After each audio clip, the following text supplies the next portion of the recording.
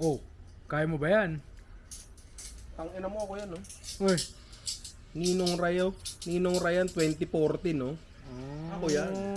Yabang ah. Medyo Gawin mo nga oh. Nakalimutan ko na lang, di ba? Pero kaya ko dati yan. Yun naman yung ano, nagmamatter doon, tsaka may patuna eh. Ayan, no? Basic na lang tayo. Grabe naman. Tangina mo.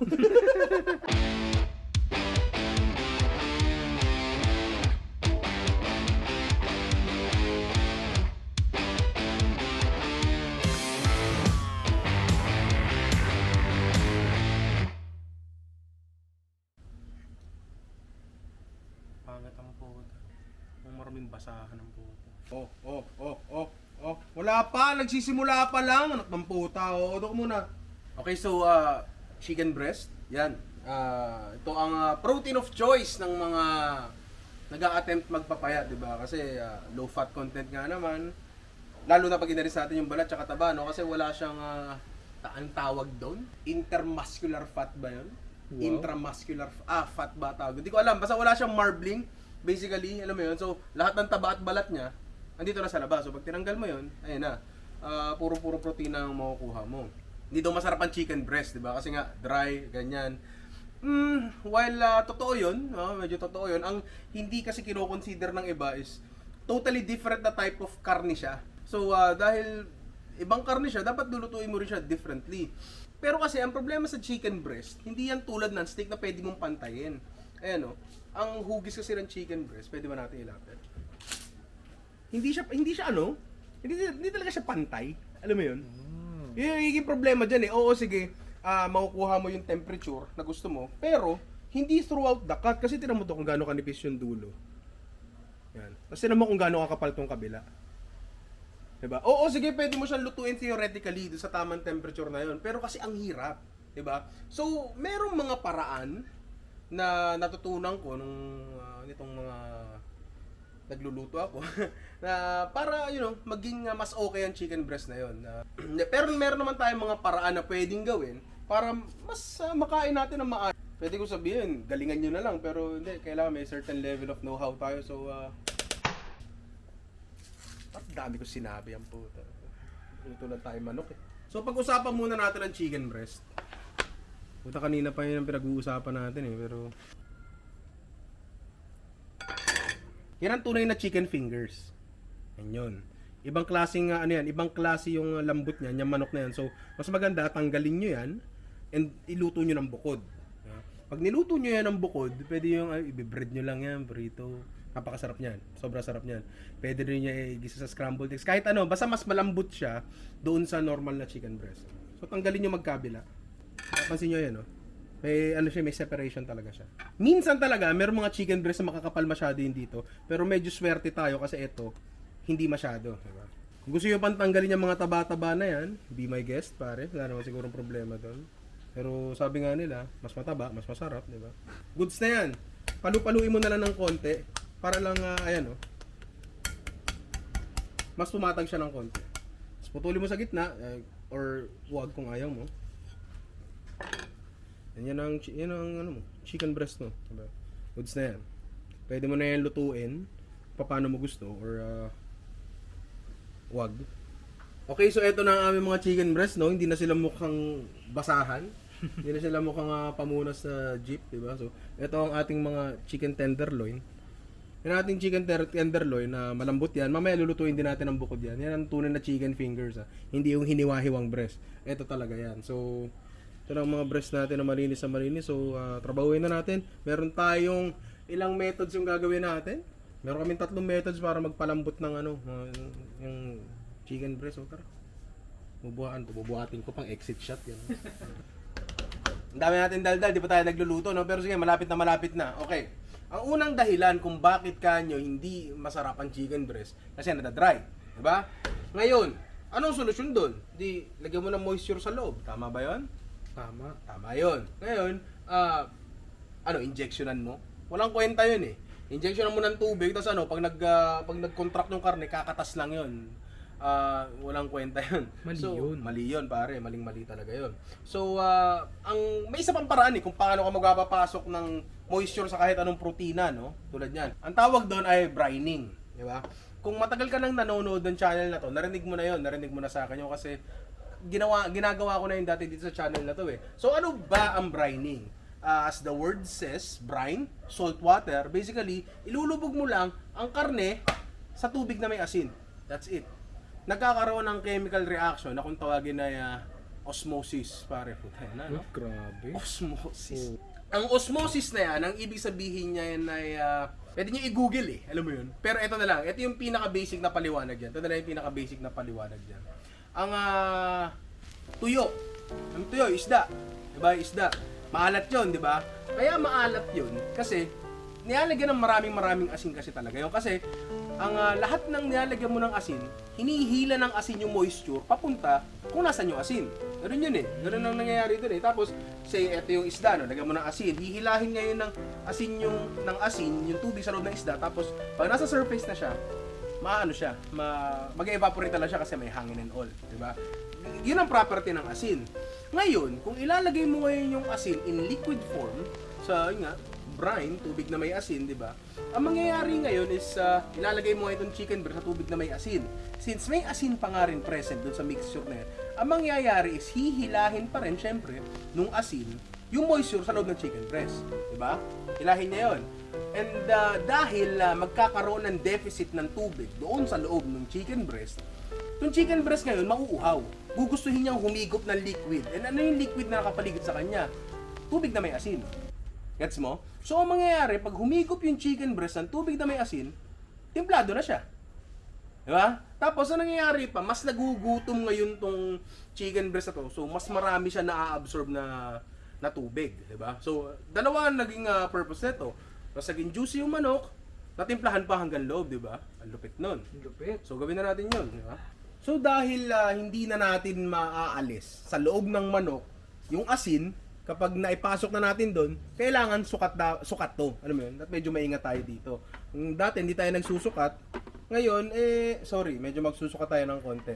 Ang kailangan lang natin tandaan dito na sukat ay 50 grams, Jerome, lagay mo to 50 grams ng asin per 1 liter ng tubig. Yun lang ang kailangan mong tandaan. Hindi yun mahirap tandaan. So, ang gagawin natin, brine siguro, ano karay ba?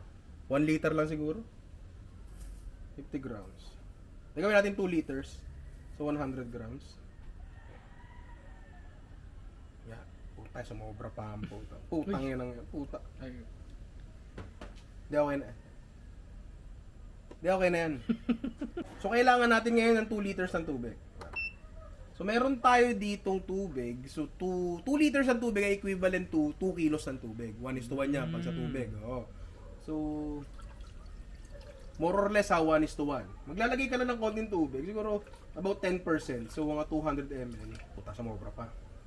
So meron tayong 200 na ml ng tubig dito. And ang kailangan natin gawin is, tawag mo rito. Ziniro ko ba? Tinero ko ba? Tinero ko? Kala ko hindi ko tinero eh. Isisiro nyo pala yun Kasi pag di siniro, para kayong tanga yun.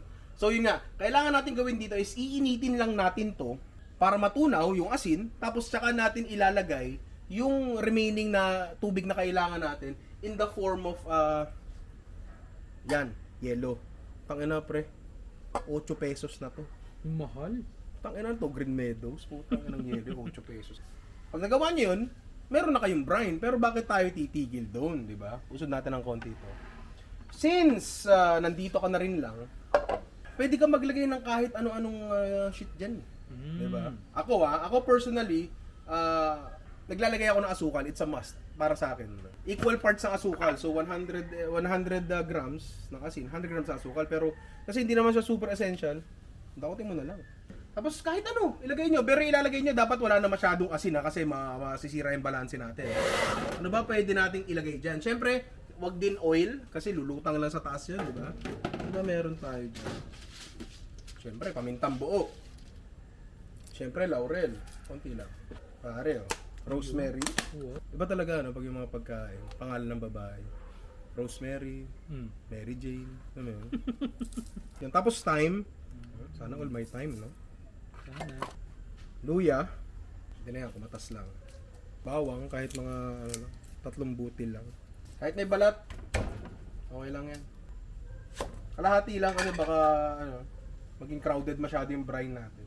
Ngayon, pwede mo actually igisa muna yung mga aromatics mo, no, bago mo ganyanin. Mas lalabas yung lasa nila. Okay din yon. Kaya hindi ko siya ginawa kasi ngayon ko lang na-realize na pwede pala yun. Kapag ayan, may kita nyo naman pag na-dissolve na yung niya, salt and sugar. Medyo may konti pang buo pero walang problema doon. Matutunaw na rin yan. Kulang. So, meron tayo ditong roughly 800 grams ng tubig. So, kailangan pa natin ng 1 kilo pa. 1 kilo pa, di ba? So, ilagay mo na dito, ilagay mo na to diyan. Tapos, another kilo ng tubig, another liter. Diba?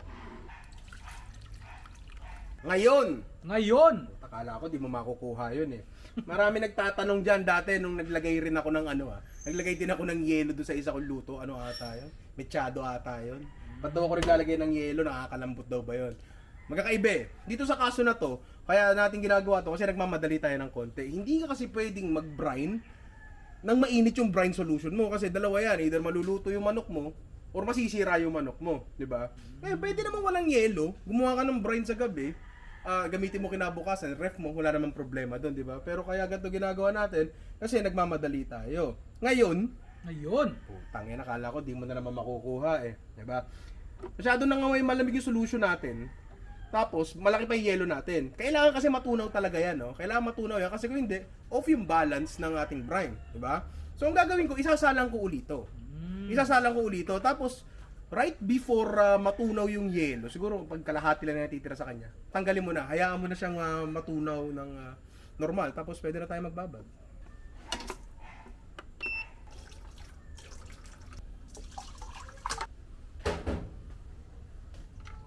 May talaga to sa malamig. So ito na ang ating completed brine, no? Maya-maya lang ng konti matutunaw na yung 2 yelo na yan, malapit na yan. Wala na tayong ibang kailangan gawin, kundi maglagay ng manok. Yan. Again, tinanggalan ko siya ng chicken tenderloin, ha. So medyo marami yung brine natin, kasya pa dito, actually kasya dito kahit mga 2 kilo ng manok eh. Kaso magaling akong tumantya. So, i-rep na lang natin to. Tapos siguro, after 1 hour, ready na siya.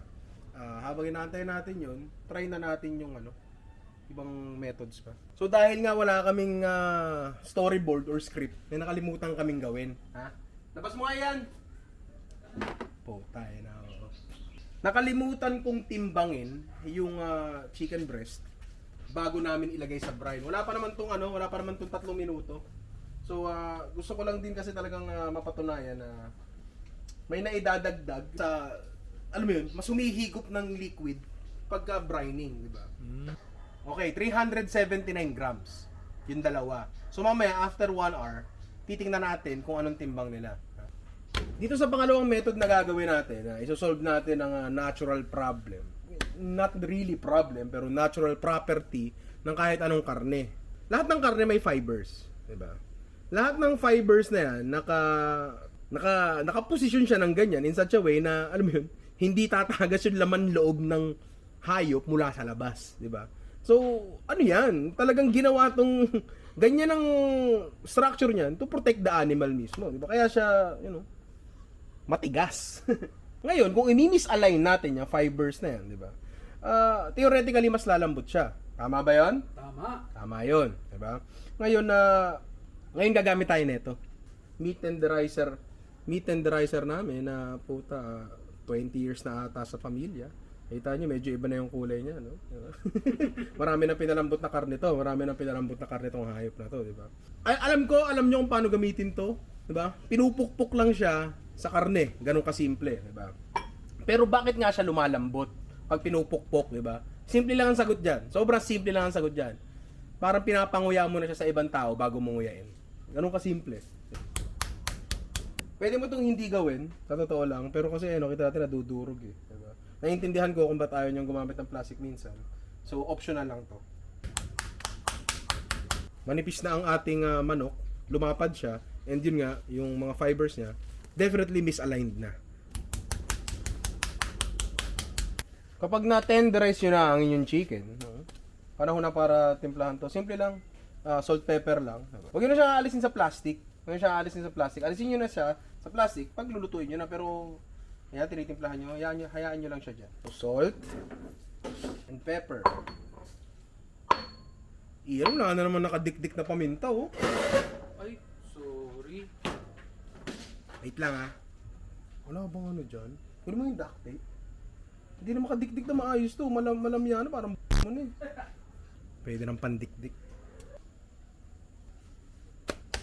So, ito na ang ating dalawang chicken breast na pinalo natin and pinalambot, pinimplahan. Ready to be fried na siya. Ngayon, meron pang actually isang method para mas mapa-juicy natin yung chicken breast, diba? Kanina, pinag-uusapan natin kanina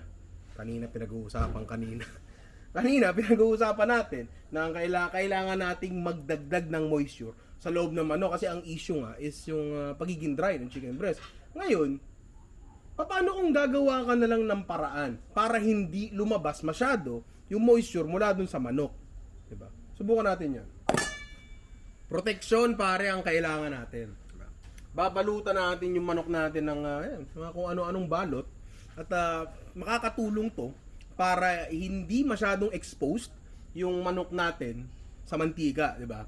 So mas hindi siya magda-dry, 'di ba? Meron siyang another layer of protection. Meron tayo ditong dalawa kasi yung dalawa yung coating na gagamitin natin since dalawang application ang paggagamitan natin ito. Meron tayo ditong 30-70.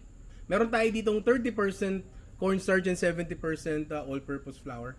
Tapos titimplahan lang natin ito ng kung ano-ano, bahala ka. Salt, pepper. Kung gusto mo lagyan ng chicken powder, walang problema, di ba? Pero this is basically your breading, di ba?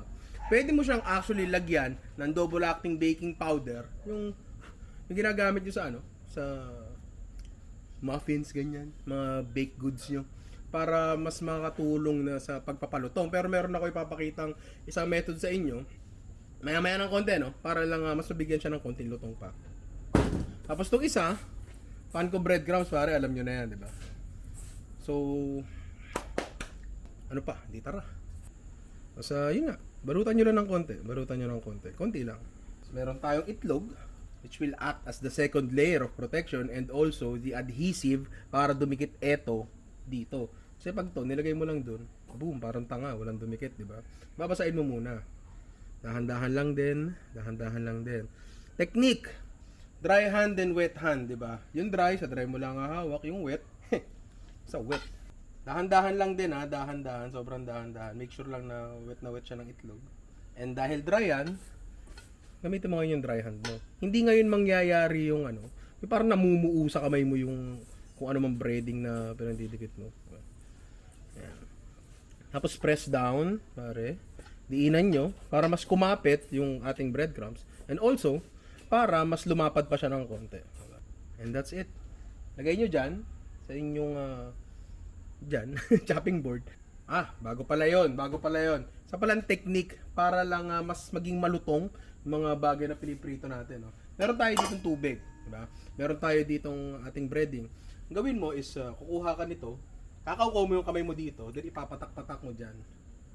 Tapos haluin mo. Ang mangyayari niyan, magkakaroon ng mga ganito. Ayan o, yan.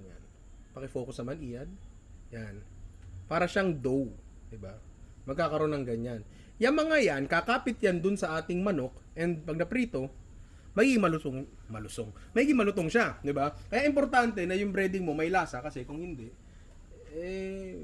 parang tanga yun, di masarap yun, diba? So, ang ating chicken, make sure na pag binalik natin siya dito, talagang basang-basa talaga. Para kumapit talaga yung natin, yung mga ginawa natin. Yan! Ayan o. Ngayon, kung di ka pa masaya dyan, pwede mo pa actually ibalik sa itlog. Ayan yun o. Pakifocus, iyan, pare. Kita ba? Oo. Yan, diba? Parang kaliskis ng isda. Yan yung magpapalutong doon. So, para mapatunayan natin hindi lang to kwentuhan, prito na natin. Painitin ang inyong wok at lagyan nyo ng mantika. Oo, gamit na mantika yung ginagamit ko. Kasi, mas magandang gamitin ang gamit na mantika, lalo na sa mga gantong application, yung mga merong breading. Hindi kayo naniniwala sa akin, tanong kayo sa mga mga nagluluto professionally, kahit yung mga nagfi-fishball, kahit yung mga nagpa-fried chicken sa kalye. Alam nila yung ganyan. Hindi yan dahil sa pagtitipid. Tapos yung paliguan kita ng mantika. Dahil kaya mantika dito. Binibigyan na lang kami ng mantika eh. Pero yun nga, hindi dahil dun yun eh. Hindi dahil sa pagtitipid yun eh. Ang mantika kasi kailangan i-break in. Alam ko, paulit-ulit ko na sinasabi to, no? Pero kasi feeling ko, kailangan maintindihan to ng mga tao eh. Na hindi masamang mag-reuse ng mantika. Sa totoo lang. Sa true lang. Check natin kung okay na yung mantika. Medyo pwede na. Diba? Kailangan na medyo mainit siya ng konti, no? Kasi hindi natin to ipiprito ng matagal. Sarangan natin, pare.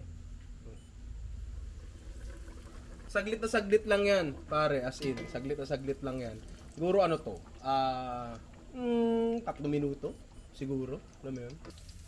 Para 1 minuto lang nakuha na agad yung ganyang kulay. Sobrang lutong na ito. Tangina mo.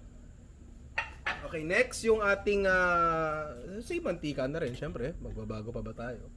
Yung ating double coated na chicken breast na breading lang gamit natin. Let's go! So, tayo na parang binalot sa cornflakes. Sorry, balakubak pala. So, meron na tayo dito ng 2 manok. Ngayon, gawa natin to ng 2 sauce, pare. Mabilis lang. So, ang unang sauce na gagawin natin ay, anong tawag dito? Yan? Alaking sauce? Yan. Dami nagre-request na ito eh. So, eto na. Gahanap lang naman ako ng dahilan. At yan. Meron na, di ba? Sa inyong maliit na sauté pan, initin nyo ng konti. Dahan-dahan lang, no? Tandaan nyo, puti ito. So, puti yung sauce na to. Wala dapat browning na magaganap. Ilagay lang tayo ng butter. Konti lang, siguro mga ganyan. Wala yan. 1 to 2 tablespoons. Bahala ka, depende kung gaano mo gusto ka bilis mamatay. Maglalagay kayo ng roughly equal parts ng harina. Doesn't really matter kung tunaw na yung butter o hindi. Wala naman problema dun. Tuin nyo lang. Ang tawag dito sa ginagawa natin ay roux. Tangina mo, Jerome, spelling mo na maayos. Gago. Tuin nyo lang ng konti, mga 1 minuto, 2 minuto. So, bago lang siya magkaroon ng kaibang kulay. Kapag luto na siya, ngayon yan ang gatas, kahit anong gatas na gusto nyo ilagay. Pero ang pinili ko ay Selecta. Kasi napasarap ng Selecta. Napakamasustansya ng Selecta. Teka, baka masunog. Napakalupit ng Selecta. So, Selecta. Baka naman. Konti-konti lang ang lagay.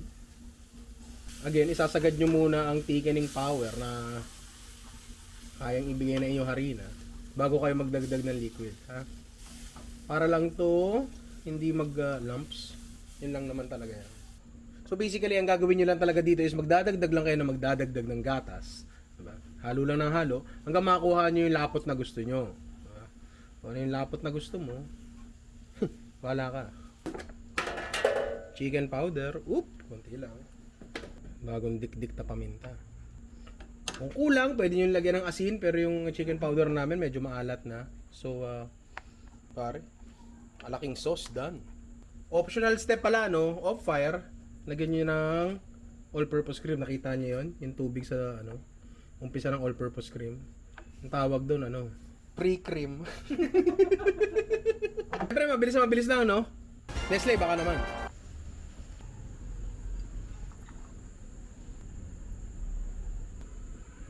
Yan ito.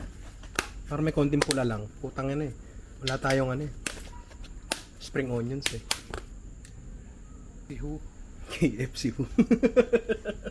Okay, so ang next application natin ay curry katsu, pare. So gagawa tayo ng di ko alam, parang siya eh. Japanese curry. Buwan natin. Magsisimula pa rin tayo para sa butter. Tapos again, roughly equal parts nun ng harina. Kung kanina ayaw natin magkaroon ng kulay, ngayon, kabaliktaran. Gusto natin. Medyo susunugin natin tong ating roux. Kailangan natin siyang gawin na parang brown roux. Ang gagawin mo lang is, lulutuin mo lang siya hanggang mag-brown talaga. Although kailangan medyo maingat ka talaga, kasi mabilis talaga to. So, sa Filipino curry powder, ayan mo dyan.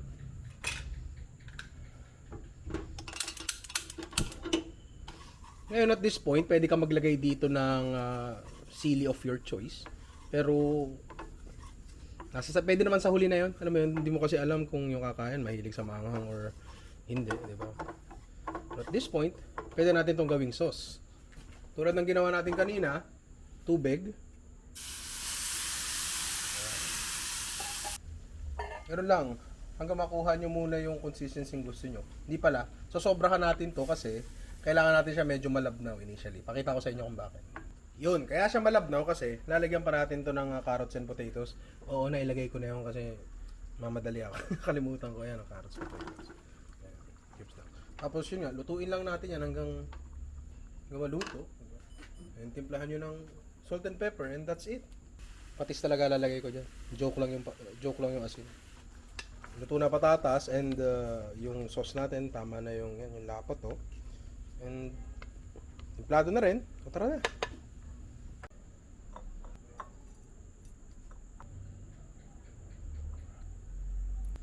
Okay, so nagawa na nating magpasok ng tubig by means of brining.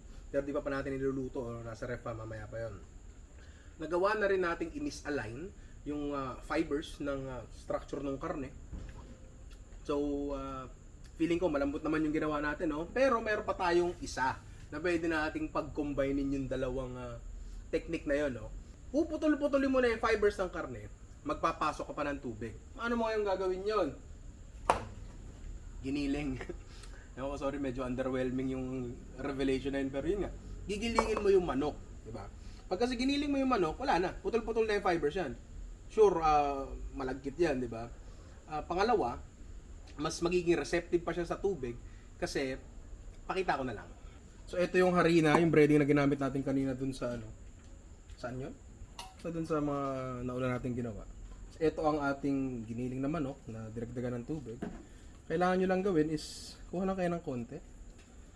Konti lang, doesn't need to be perfect. Yan, just laglag mo lang. Tapos kapag na ganyan nyo na, huwag nyo masyadong ipipress down, ganyan lang. Tapos lagay nyo sa isang lalagyan or dyan sa chopping board nyo. Benefits yan ng pagkakaroon ng malaking chopping board. So ito na ang ating mga nuggets. Medyo ayusin nyo na ng konti yung shape. Pero yan na yun, pare. Prito na tayo. Meron pa palang one step no bago magprito. May ako napapakita bago isalam. So meron na tayo dito mainit na wok na may mainit na mantika, di ba? Ang mga nuggets natin ay nakahanda na dito. Tayo sasalang na natin isa-isa, di ba? Pero ang salang ito hindi ganyan. Meron pa tayong last step, no? Bago talaga natin isalang. Medyo weird to. Pasensya na. Pero magtiwala lang kayo. Tiwala lang kayo. Meron tayo dito yung tira nating egg mixture. Nilagyan ko na ng konting tubig. Sausaw mo. Pagka-sausaw mo, pagpag ng konti, tapos bagsak. Gawin mo sa lahat. So, I think luto na ang ating nuggets, no? Hindi man siya mukhang McDo, sure ako mas masarap pa sa jowa mo yan. Siyempre, ano ang nuggets kung walang barbecue sauce, no? Mabilis na peking barbecue sauce lang. Talagang parang matamis sa sausawan lang para sa nuggets. Kuha ka ng paborito mong ketchup, magkataon, meron kami dito yung UFC. Kasi si UFC, PPM muli ako niyan. Kuha ka ng ketchup. Tapos brown sugar na medyo nakakatakot yung dami. Tunawin mo lang. At syempre, kung meron kayo, para naman kahit paano maglasa siyang barbecue sauce, no? Kung meron kayo, smoke flavor pare, liquid smoke. Pare, expired na daw to.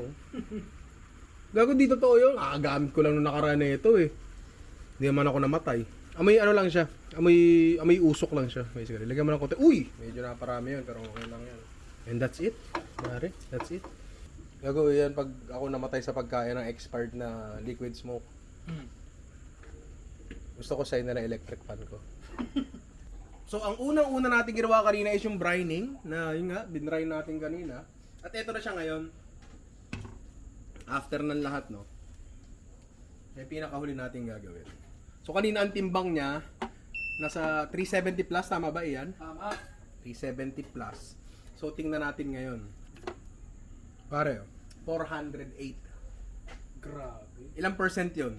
Yung dinagdag nun. 370 plus, naging 408. Jerome, pakinga. Ilagay mo nga yung ilagay mo yung percentage na inangat ng timbang, no? Dahil sa ginawa nating brining. pan-seared ang gagawin natin dito sa ating brined na chicken breast. Pwede mong iihaw, pero pwede rin hindi. Cast iron pan, iinitin. Habang umiinit, lagyan na natin ang ating oil of your choice. And of course, di ba? Alam ko na-miss nyo yan. Chicken oil, pare. Konti lang, madali magdagdag. Gago, kala kong papaya ako dito. Akala ko hindi lalaki yung timbang eh. O gago, kasi hindi ko naman sigurado. Hindi ako sigurado kasi by theory lang naman yun. Hindi ko naman alam kung ganun talaga. Pero kasi by theory, ganun ang mangyayari. Putang ina. Kala ata nila matalino ako eh. Nanguhula lang ako eh.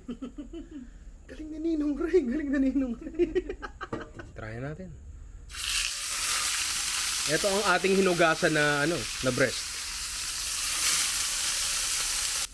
Kapag sa tansya nyo, medyo 60% of the way cook na siya. Ayan tulad yan pwede nyo na sigurong balik na rin. Yan ang kulay na hinahanap natin.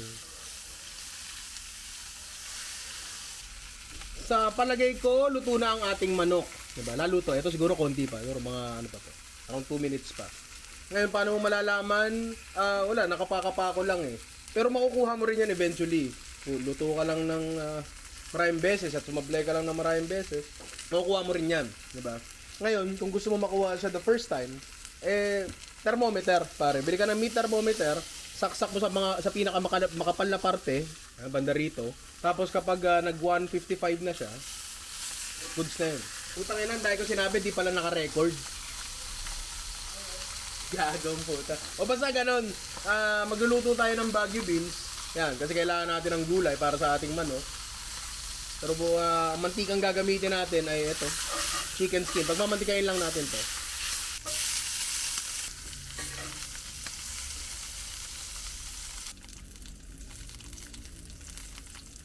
Okay na yun. Gagawa ngayon tayo ng sarsa mula dun sa pinaglutuan natin ng lahat ng items natin. Ewan ko, 1 to 2 tablespoons lang siguro. Lutuin nyo lang hanggang mag-brown ng konti. Tingnan pa ako. Tulad ng mga ginagawa natin kanina pa, lagyan natin ng tubig dahan-dahan.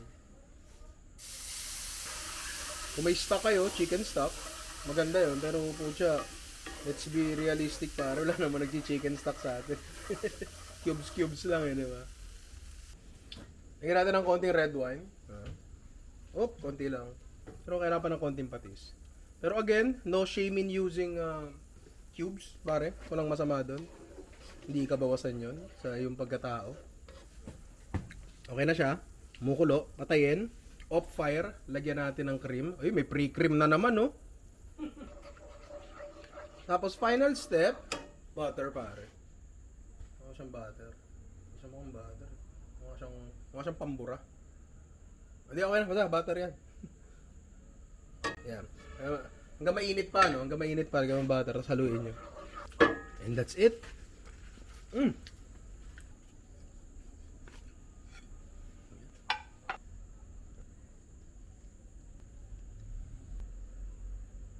Putang na, parang ano mo yung high school na gusto mag-culinary.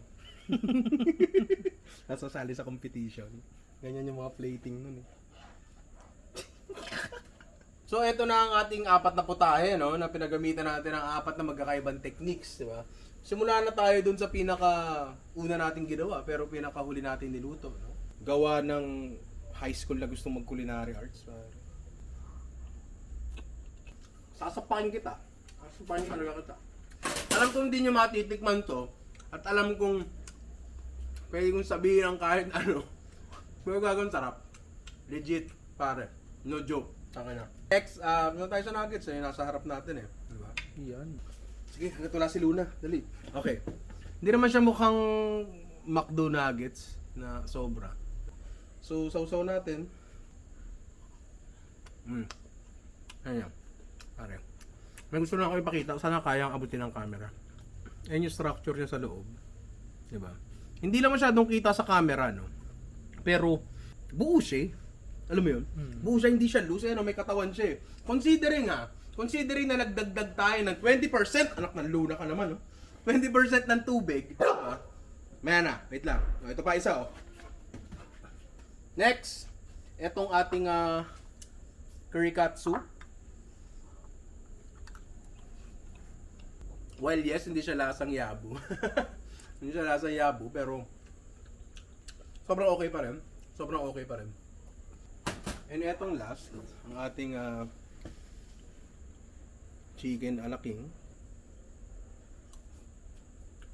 Wala ka naman masasabing ano yun. Hindi maganda yun. Like, juicy pa rin siya, malambot pa rin siya. Considering na medyo malamig na siya. Ano mo yun? So yun nga, dito nagtatapos ang ating chicken breast episode, no? And sana bukas na bukas din, bumili kayo ng chicken breast. And lamutakin nyo.